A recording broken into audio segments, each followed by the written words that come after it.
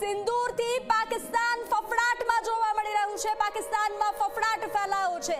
ઇસ્લામાબાદમાં શાળા કોલેજમાં રજા જાહેર કરવામાં આવી છે। રાજધાની ઇસ્લામાબાદમાં તમામ શૈક્ષણિક સંસ્થાઓમાં રજા જાહેર કરવામાં આવી છે। ઇસ્લામાબાદમાં શાળા કોલેજોમાં રજા જાહેર કરવામાં આવી છે। જે રીતે આતંકી હુમલા બાદ ભારતમાં એક બાદ એક બેઠક થઈ રહી હતી। સિંધુ જળ સંધિને લઈને નિર્ણય કરવામાં આવ્યો। ભારતના એક બાદ એક જે નિર્ણય હતા તેને લઈ પાકિસ્તાન ફફડાટમાં જીવી રહ્યું હતું અને ફફડાટમાં તૈયારી પણ કરી રહ્યું હતું કે ભારત ગમે ત્યારે હુમલો કરી શકે છે અને તેને લઈ અને હાલ ઓપરેશન સિંદૂર પાર પાડવામાં આવ્યું અને ફરી પાકિસ્તાનમાં ફફડાટ ફેલાયો છે।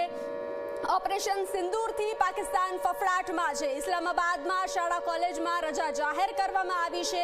રાજધાની ઇસ્લામાબાદમાં તમામ શૈક્ષણિક સંસ્થાઓમાં રજા જાહેર કરવામાં આવી છે। જે રીતે પહેલગામમાં નિર્દોષ લોકોને ધર્મ પૂછી અને મોતને ઘાટ ઉતારવામાં આવ્યા હતા, ત્યારબાદ પાકિસ્તાન આ કરતૂતથી ભયમાં જીવી રહ્યું હતું કે ભારત હવે શું કરશે। તો ભારતે હવે ઓપરેશન સિંદૂર પાર પાડ્યું અને આતંકીઓના ઘરમાં ઘૂસી અને તેને ઠાર માર્યા છે।